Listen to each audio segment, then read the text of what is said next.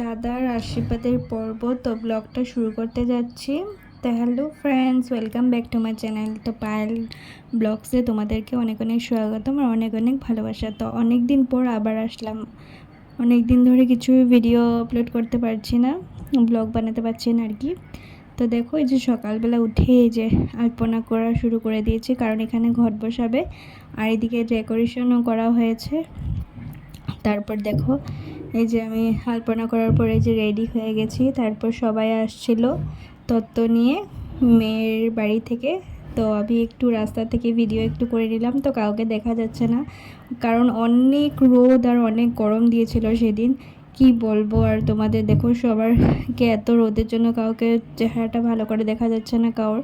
তো দেখো সবাই যে আসছিল একসাথে এক এক করে, মানে খুব ভালো লাগছিল রাস্তা দিয়ে সবাই নাক পিছ হয়ে আসছিল বলে। তারপরে এই যে আমাদের বাড়ির ভিতর দিয়ে ঢুকলো। তারপরে এই যে আমার মা আর বাবার সাথে ফার্স্টে ফটো ক্লিক করা হলো। তারপরে যে এক এক করে সবাই দাদাকে এবার যে আশীর্বাদ দেবে। আর এই যে তত্ত্বগুলি এদিকে সব সাজানো হয়েছিল। এই যে দেখো, আমি আলপনা করেছিলাম, যে কেমন হয়েছে অল্প কমেন্টে তোমরা জানিও।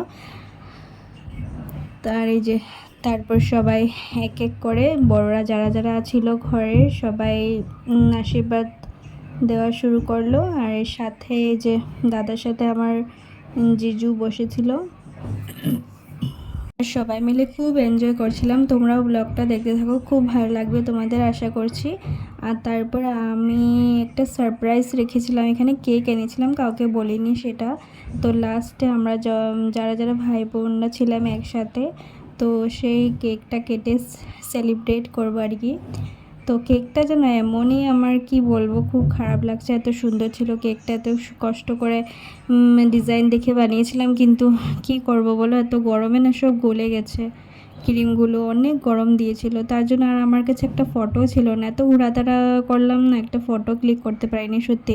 তার জন্য একটু মনটা খারাপ হয়ে গেছিলো, কিন্তু কিছু না, কেক তো তো কেটে লাস্টে আমরা ফুর্তি করলাম সবাই, তো দেখতে পারবে ব্লগের মধ্যে। আর তারপর সবাই দাদাকে এসে গিফট দিচ্ছিল, আমার তো খুব ভালো লাগছিলো দেখে। কি বলবো, মানে আশীর্বাদের সবাই কিছু না কিছু আশীর্বাদও দিল আর সাথে কিছু না কিছু দিল। তো এইভাবে আমাদের সারাদিন কাটলো। আর এই এত গরম, মানে কি বলবো, আর কিছু বলা যাচ্ছে না কাউকে, না কোথাও দাঁড়াতে পারছি, কারণ আমাদের না জায়গাটা খুব কম, তো তাই সবাই মানে অতিথিরা যারা যারা ছিল, তো সবাই একটা রুমে মানে ভিড় করেছিল আর কি, তার জন্য বেশি গরম লাগছিল। দেখো তারপর লাস্টে আমরা এই যে কেক কাটিং পর্ব শুরু করলাম, সব ভাই বোনেরা মিলে খুব এনজয় করলাম। আর সত্যি খুব ভালো হয়েছিল আমাদের সেদিন আশীর্বাদের পর্বটা। তো আবার নেক্সট ব্লগে দেখা হচ্ছে।